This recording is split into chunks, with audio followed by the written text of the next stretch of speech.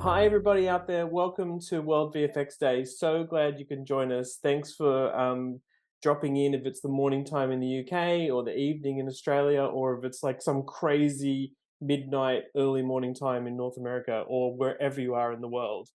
I'm Ian Fales from Befores and Afters magazine. And today, for about 30 minutes, I'm going to have a really interesting chat, I think, with Jonas Ussing from Space VFX in Denmark. Hi, Jonas. How's Hi, Ian. things? Hi. Things are great. How are you?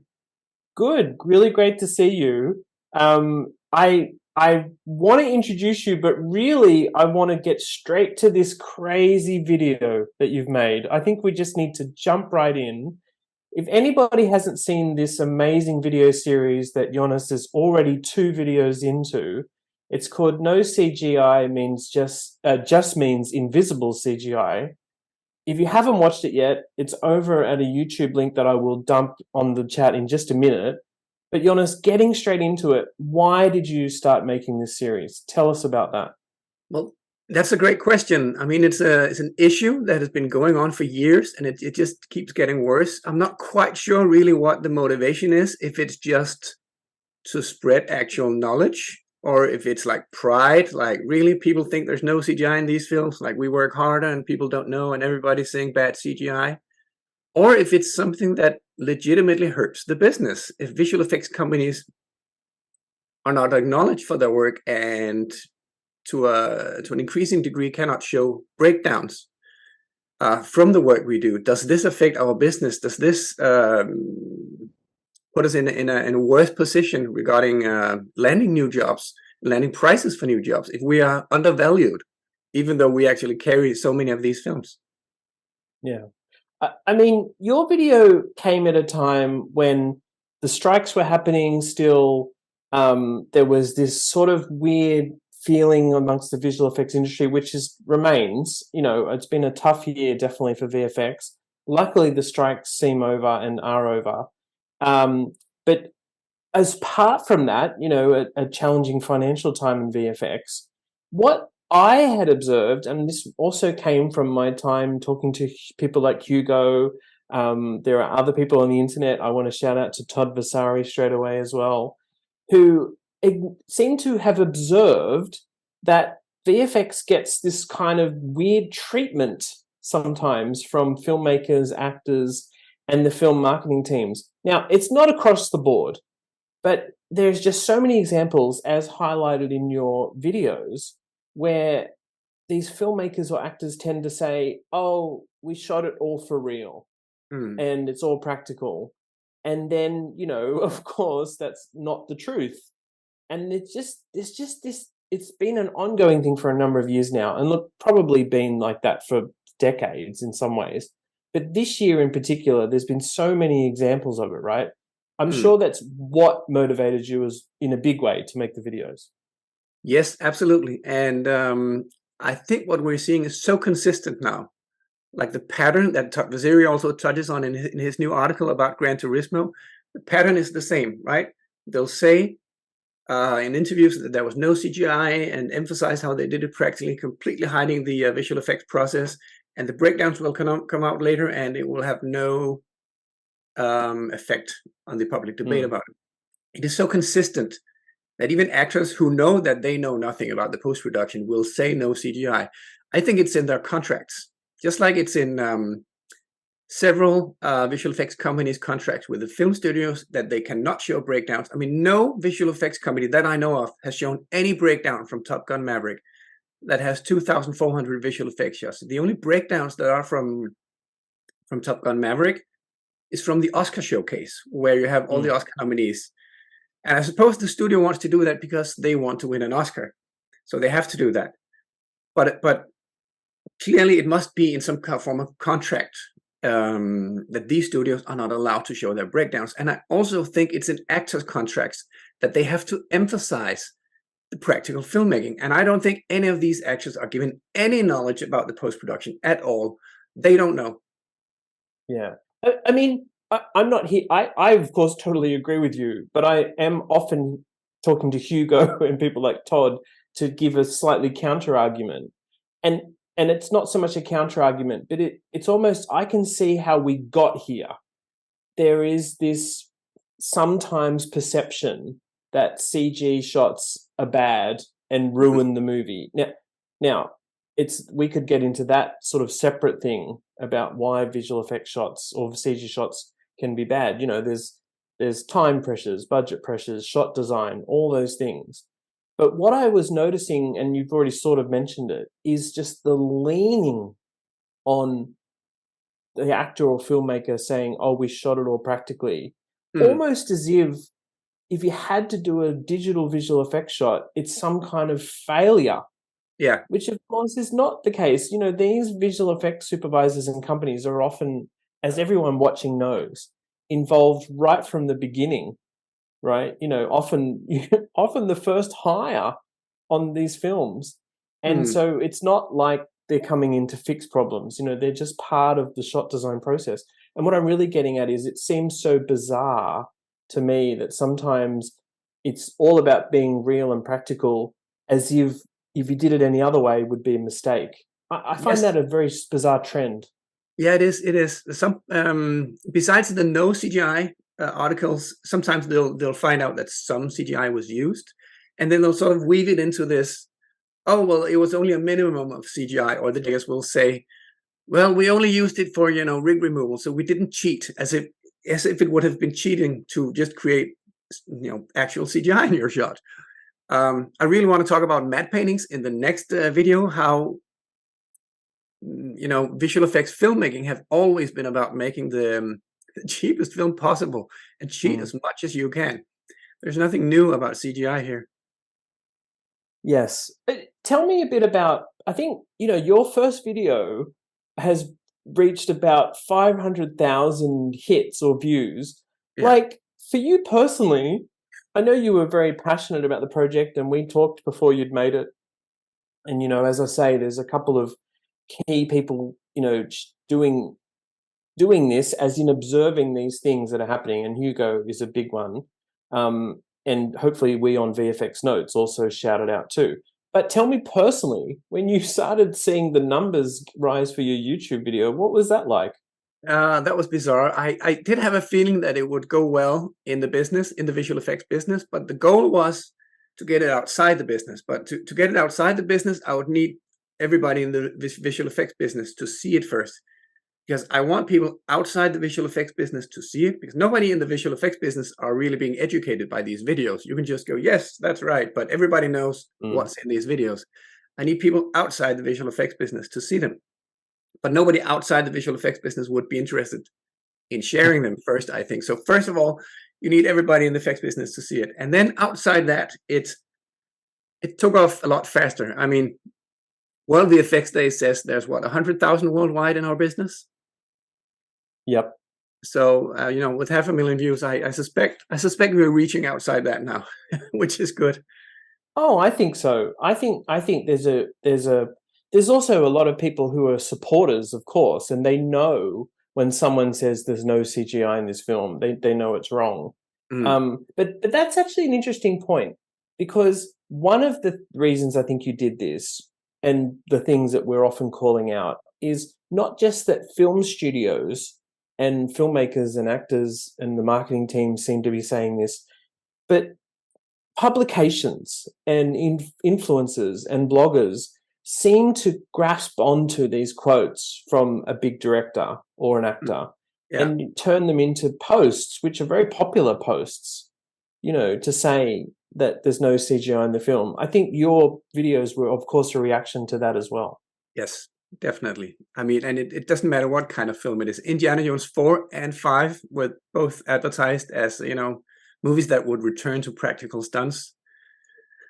And, that wasn't really the case, but the articles are still there.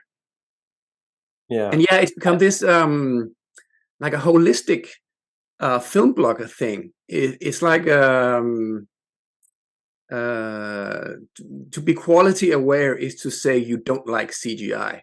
It's become this stamp of approval. If you're a good film blogger, you'll say CGI is bad. I like practical filmmaking. let's pause for a minute. I want to make sure this session's very interactive, and I think there's already a couple of questions on the chat. So All I right. might even go to one here from Justin Pimenta, who I happen to know is in Queensland, Australia.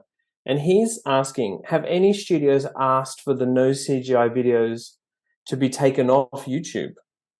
No, Nice controversial question there, Justin. no, No. they have not. And one thing that I'm very adamant of is that I only use, I have no whistleblowing. I did not work on any of these films. And even though a lot of people have been sliding into my personal messages saying details about films, I'm not using any of that. I'm only publishing or collecting information that is already public, which is why it's fantastic that Top Gun Maverick had the Oscar breakdown, because otherwise I would have nothing to show for Top Gun Maverick. And I think Top Gun Maverick was the reason the first video took off, because it's a recent film. It has an absolute ton of CGI, and they really promote it, and people bought the whole no CGI thing about that. So it has like a tabloid effect. I could only do that because I had the visual effects breakdowns from the Oscars. So there's nothing in these videos that is not already publicly available. I'm just collecting it. Yeah. So yeah. even if they were angry with me, I don't think they could. Yeah. I mean, look, from my perspective, obviously I hit up against that problem as well in just covering the industry. Top Gun Maverick came out in whenever it was last year, the middle of the year, and no visual effects articles were allowed by the studio. Now, for the reasons that you've just said, but it is also that the studio is pushing the production design, the direction, the fact that, they say they went up and shot in jets, which they totally did for Top Gun Maverick. Mm-hmm. It does tend to happen with a bunch of films where I know that the messaging that they want to put out there is that it wasn't, all CG or basically that's what they're aiming for. But it has that weird effect of like almost lying about how much visual effects work is in there. And that's the thing I think is a bit frustrating. I was very lucky to publish a Top Gun Maverick VFX story in depth with Ryan Tudhope, the VFX supervisor, but not until the award season happened. Yeah, I know. I quoted you in the video. but I think that's where I was going, is that what does tend to happen, and people will know this as well already in the industry, is that when award season comes up, sometimes that means there's more scope to talk about the work. Barbie, perhaps at the moment, is an example, but there are other films, and they would just release the 20 film VFX Oscar shortlist today. There are other films in there which also haven't had much visual effects coverage, like the latest Mission Impossible, and a few others. And I think what we'll start seeing is more of this coverage. But I actually do think, Jonas, it is like your videos and Todd Vasari's article and Hugo's rants. Luckily, Hugo is actually demoing and premiering a video about this later on today. It's actually from some of your works that I think there might be a bit more pressure for the film studios to showcase this work. I'm hoping. I could be wrong about that. Obviously, that's what you would like to see. It would be a great result, right? Yeah, absolutely. Just come out and say, we did this, we did that. Yes. We used all these film techniques. Yeah. I think that's my mission, actually, when I think about covering films, is like, why hide it? Why not just say what you did? And then everyone, like, it seems bizarre to lie, because, we're not stupid and we work in the industry and we know how this stuff is done. That's also my point I was trying to make earlier, which often this hiding of the visual effects or CG work is really kind of meant to be for the mainstream industry, or mainstream audience, sorry. So the fact that your video is getting 500,000 hits, hopefully, as we say, it's getting out there. Absolutely. Yeah. You just released number 2 of the video. Tell everyone what, that focus was on compared to the first video. That was really the first one was sort of an introduction, just a lot of examples. Like, here's a lot of people saying no CGI, and here's the actual CGI. The theme for this one is very much the fact that it has gotten invisible on set. So many so many other people than visual effects people are obstructed in their work from the visual effects process, from actors having to do separate mocap things or react to Yardra, which is not there, etc. Camera people can't film something that's not there. You'll see in a lot of visual effects breakdown from set extensions that sometimes the horizon is in a completely wrong position. This is a pet peeve of mine, because if you follow perspective lines of horizontal objects, there's only one place the horizon can be, and sometimes you will see it placed in a completely different place. And I think that's because you film it on blue screen, the DOP cannot frame the horizon, so they don't think about where the horizon is. And when the visual effects shots come back, they want the horizon framed to create a nice image, but it doesn't fit with the perspective lines anymore. So this is because they're obstructed by the visual effects process. They can't see the final image on the monitor.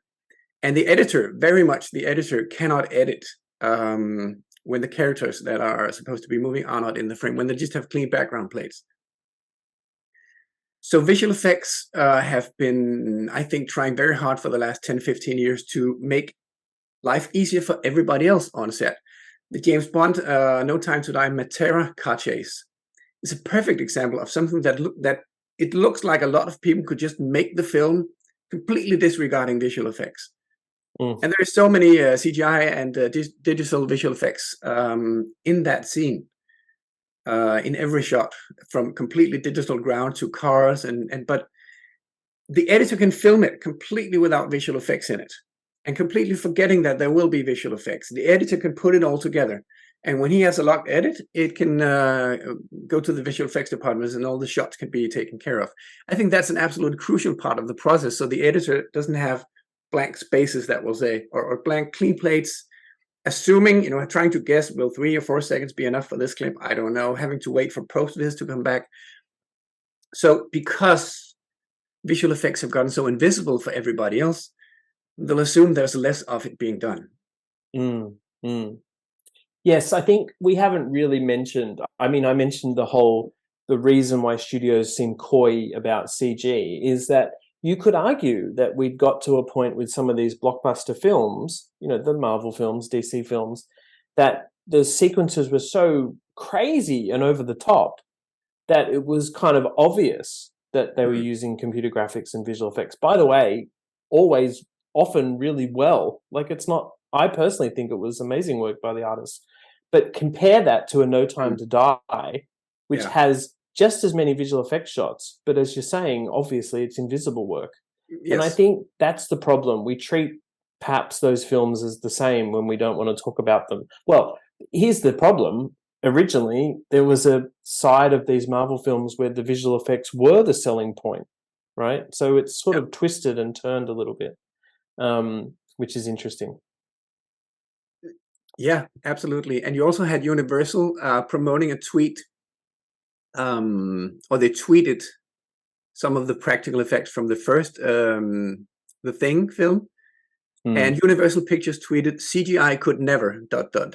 completely disregarding the fact that Universal themselves remade that film with CGI. But if you look at the top 20 Universal box office hits of all time, it's all just Jurassic World something and Fast something, and it's just one long CGI list.